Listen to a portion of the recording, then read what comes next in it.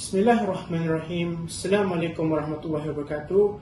And good morning, good afternoon, and good evening, everyone.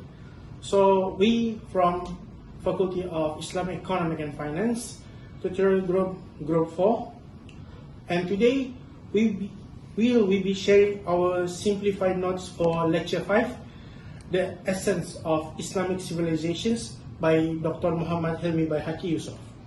So our goal is to explain in a simple way so that the others, include our classmates, can use this as revision notes.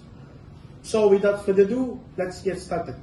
So first, we will wondering what exactly is the essence of Islamic civilizations. So the answer is very straightforward. The essence of Islamic civilization is Islam itself, and the essence of Islam is Tawhid, the belief that Allah is one. Tawhid means submit to Allah alone as its creator, Lord, and master of everything that exists.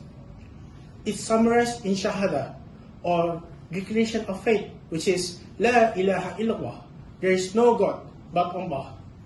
This short sentence carries the foundations of entire Islamic worldwide. From it came to the whole structure of Islamic life, how Muslims see the world, how we learn, how we build the knowledge to form culture, and even how we behave in society. So in short, Tawhid is not just a belief, it is what shaped the heart of Islamic civilizations. Bismillahirrahmanirrahim. Assalamualaikum warahmatullahi wabarakatuh. My name is Ahmad Khusairi bin Haji Mohammad Abdoh, and my student ID is 24B 08 and 02. I'll be continuing the presentation. So our topic is Tawheed as a worldview, and I'll split this into two parts, and I'll explain the first part, while the second part will be explained by my friend, inshallah. So the first part is duality, ideationality, and teleology. Now when we say Tawheed as a worldview, it means Tawheed gives Muslim a way of understanding how we see Allah, the world, and our role in it. The lecture explains that this worldview is based on 5 main principles, and we'll be going through the first 3, like I said. The first is duality. In Islam, reality is divided into 2.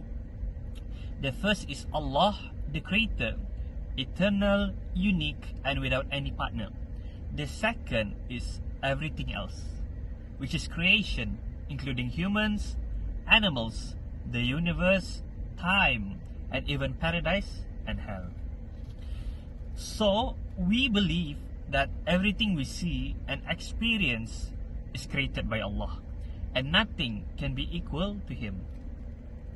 This teaches us humility, because we realize that humans are not gods. We are servants of Allah, and everything belongs to Him.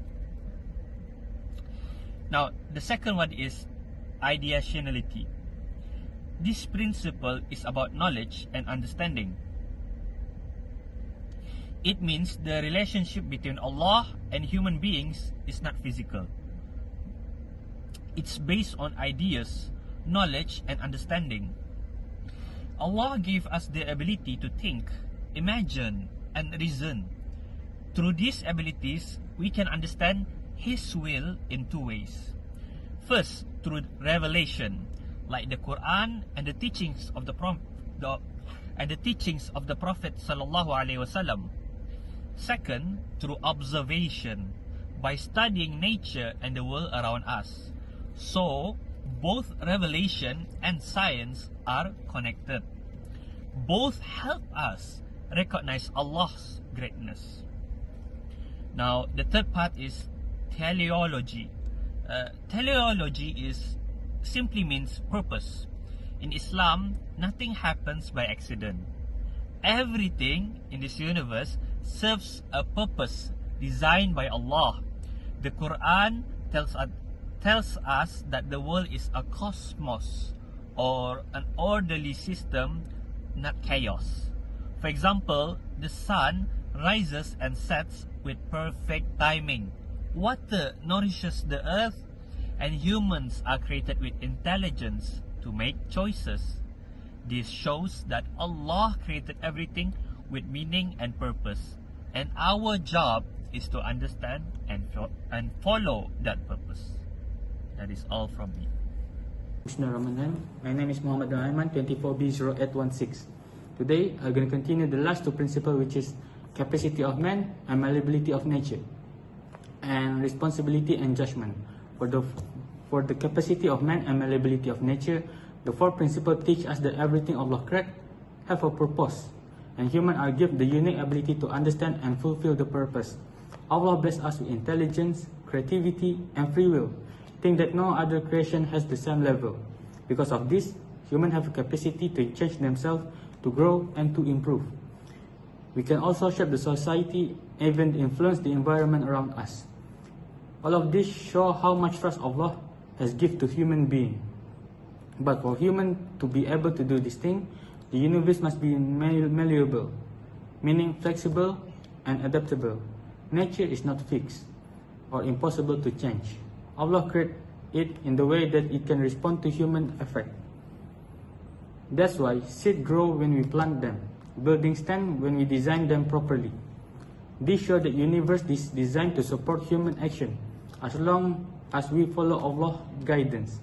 When we use our ability for goods, we align our action with purpose of creation. This principle also reminds us that humans are not helpless and passive. We are meant to be active, to think, to develop, and to bring positive change to the world. So the last part is responsibility and judgment.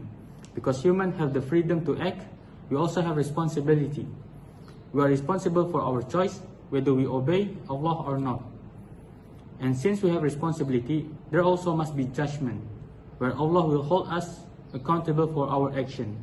This is what gives meaning to morality in Islam. Doing good isn't just for worldly success, it's for falah, which is success in the hereafter. The Quran reminds us that those who follow Allah's command will find peace and happiness, while those who reject them will face consequences. So this principle connects faith, action, responsibility, all under the umbrella of Tawheed. Assalamu alaikum everyone. My name is Mohammad Akmal Hidayatullah bin Rahman, 24B1002. This lecture explains that Tawheed, which is believing Allah is one, is the foundation of Islamic civilizations. It shapes how Muslims think, behave, and understood our purpose of life. Tawheed reminds us that everything belongs to Allah. Our daily action, like studying, working, and helping others, can become worship if our intention is sincere. It also teaches balance and responsibility.